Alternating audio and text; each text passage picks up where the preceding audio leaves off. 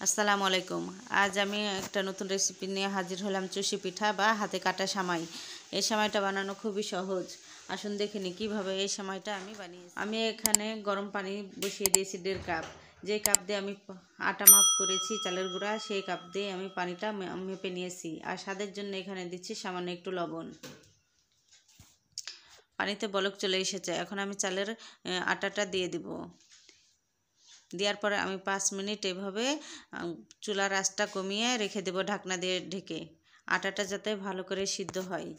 5 minute পর ফিরে আসলাম। আটাটা এখন ভালো করে ডো তৈরি করে নেব। এভাবে আমার আটাটা মাখানো হয়ে গেছে। এখন আমি অল্প অল্প আটা নিয়ে ভালো করে মুথে নিয়ে আমি চুই পিঠাগুলো বানিয়ে নেব।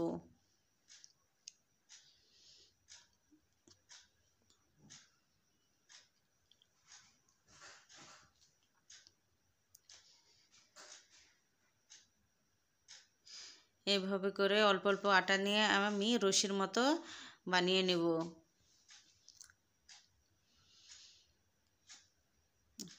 চুষি পিঠা বানানোর সুবিধার্থে আমি সবগুলোকে এভাবে রশির মতো করে বানিয়ে নিচ্ছি। এতে খুব সহজে চুষি পিঠাগুলো বানানো যায়।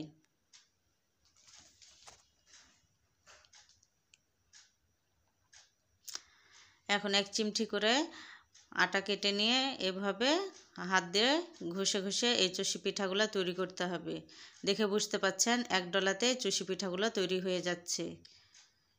পিছন থেকে সামনে নিয়ে এসে ছেড়ে দিলেই চুষি পিঠাগুলো তৈরি হয়ে যাচ্ছে। আর সামান্য করে আটার ছিটিয়ে নিতে হবে। এক ঘষাতে চুষি পিঠাটা তৈরি করা হয়ে যাচ্ছে, আপনারা দেখে বুঝতে পাচ্ছেন। এভাবে করে আমি সব চুষি পিঠাগুলো বানিয়ে নিয়েছি। আর চুষি পিঠা বানিয়ে এক জায়গাতে রাখতে হলে আটা ছিটিয়ে নিতে হবে, না হলে একটার সাথে আরেকটা লেগে যেতে পারে। কত সুন্দর দেখে বুঝতে পারছেন। আর এদিকে আমি হাফ লিটার দুধ গরমে বসিয়ে দিয়েছি। দুধটা কম বেশি করতেই পারেন আপনারা।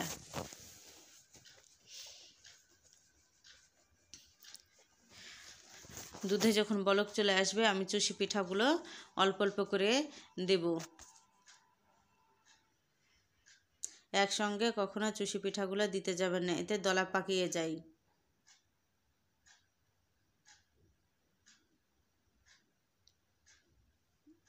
অল্প অল্প করে চুষি পিঠাগুলো দুধের ওপর দেব আর হালকা হাতে নেড়ে দেব।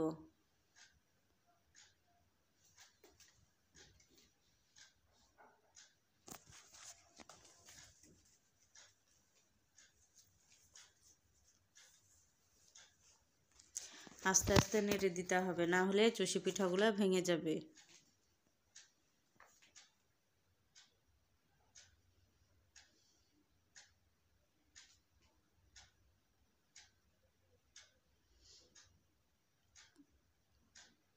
এখন আমি চুষি পিঠাগুলো দুধে দিয়ে ভালো করে সিদ্ধ করে নেব।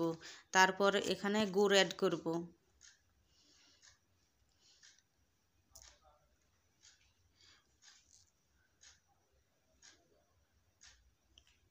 চুষি পিঠাগুলো আমার সিদ্ধ হয়ে গেছে। এ পর্যায়ে আমি খেজুরের গুড় অ্যাড করব। মিষ্টিটা আপনাদের যে যেমন খেতে পছন্দ করে সে সেভাবে মিষ্টিটা দিতে পারেন। এখন গুড়টা দিয়ে আবারও হালকা হাতে নেড়ে দিতে হবে। খেজুরের গুড় দিয়ে তৈরি করছি, আপনারা এখানে চাইলে চিনিও দিতে পারেন।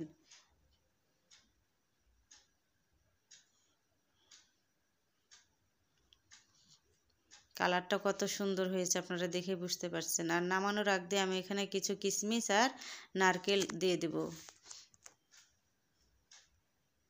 এখন দিয়ে আবারও ভালো করে আমি নেড়ে দিচ্ছি। নারকেলটা দিলে খেতে অসম্ভব মজা হয়।